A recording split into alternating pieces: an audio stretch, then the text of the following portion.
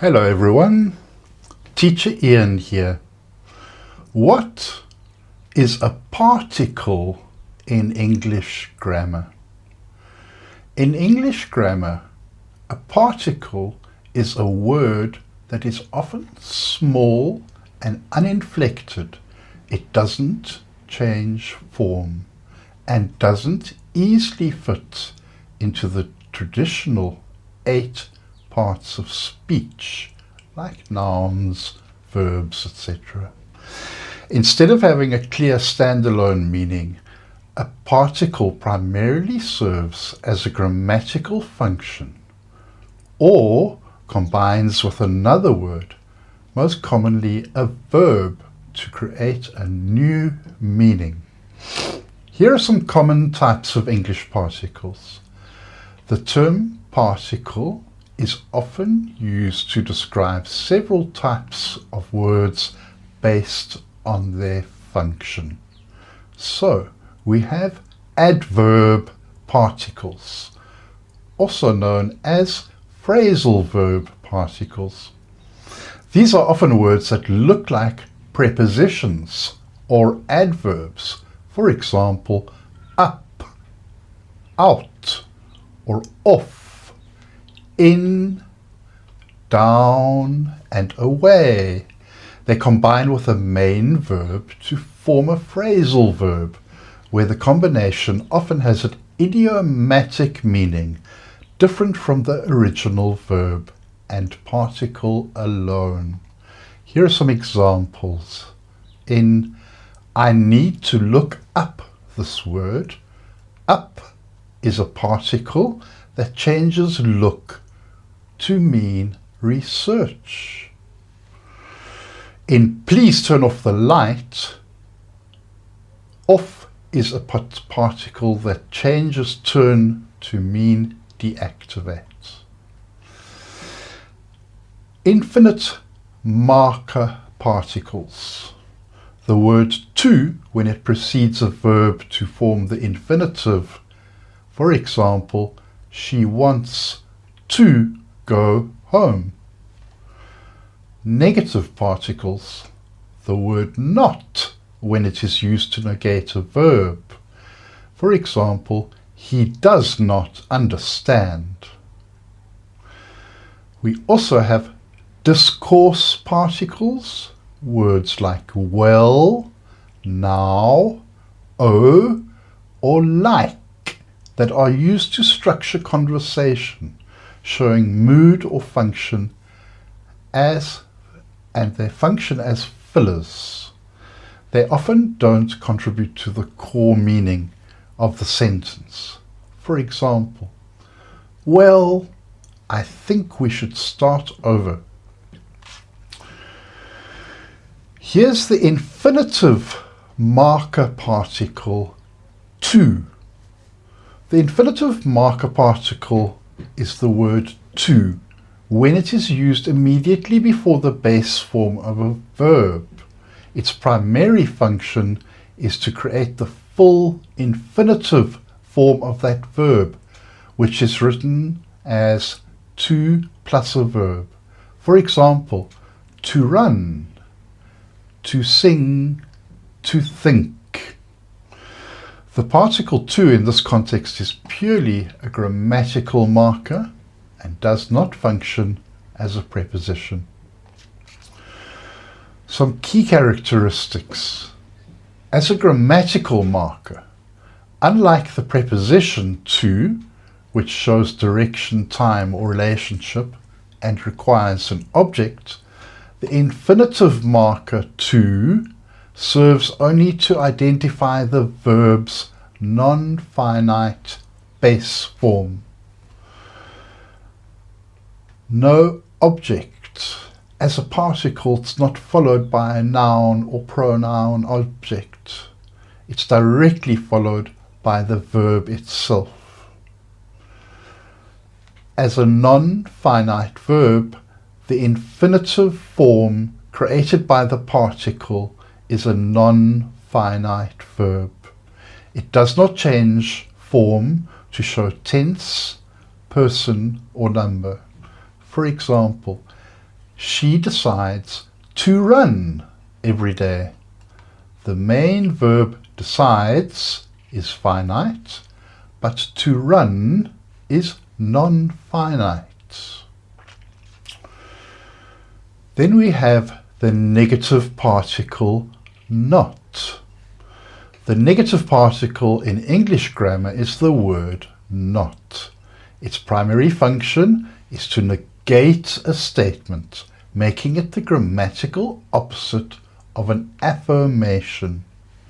It's classified as a particle because, like the infinitive marker to, it's an uninflected word that serves a crucial grammatical function, negation, without being a traditional noun, verb, or preposition. Negating the verb. The most common use of the particle not is to negate the verb phrase of a sentence. Its placement depends on the type of verb used. For example, she will not come. He is not listening.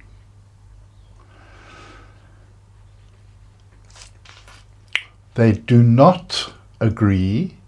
He did not call. When used in contractions, the particle not is abbreviated to nt and attaches directly to the article or modal verb. Don't, isn't, wouldn't. Then negating other sentence elements. Negating a noun phrase. It was not the red coat she wanted, but the blue one. Negating an adverb or adjective. He answered the question not carefully enough. Negating a prepositional phrase. The package was delivered not to the house, but to the office. Then we have shortened answers and clauses. The particle not is frequently used on its own or with only an auxiliary verb to form a concise negative response or to negate a clause through ellipsis, i.e. the omission of words. So, for short answers, the question, did you finish the report? Answer, no, not yet. The particle negates the implied finished it. Elliptical clause, he usually swims in the ocean, but today he is not. Implied, he is not swimming in the ocean.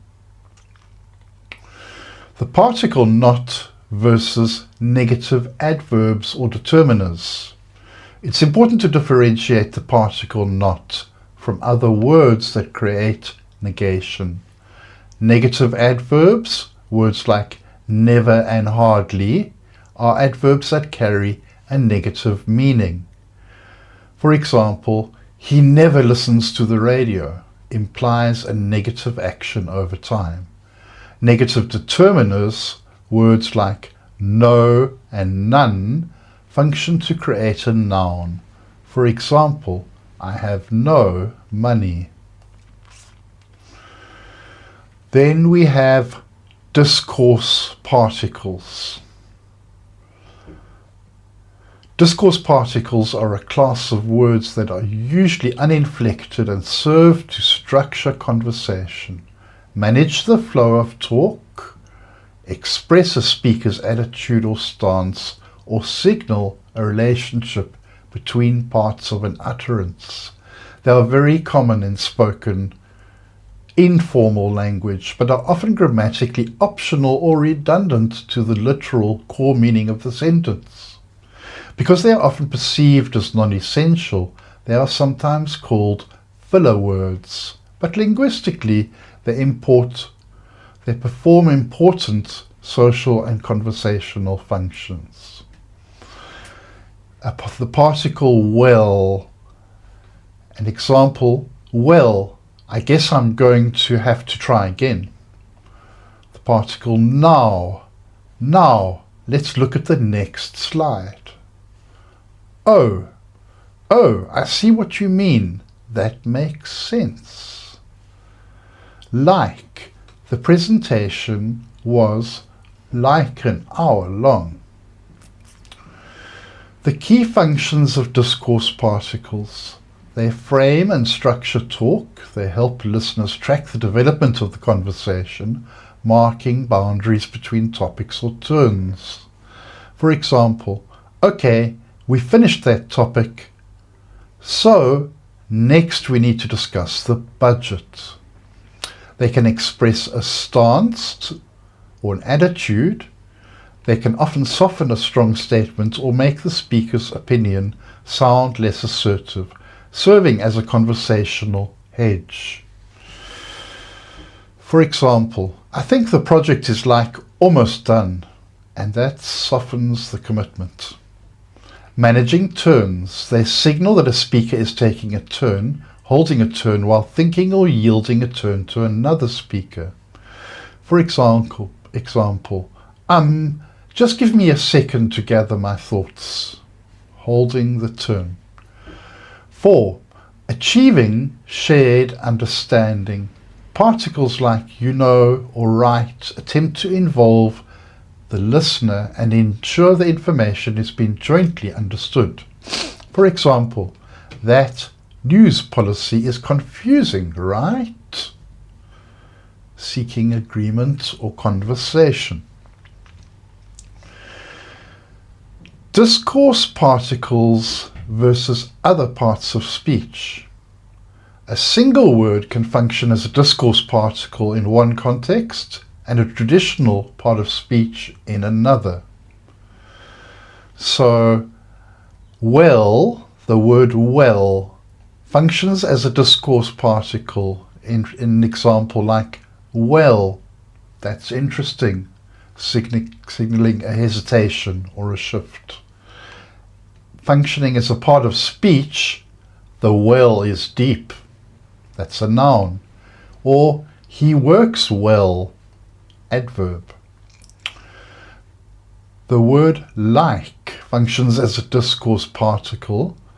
She was like, no way.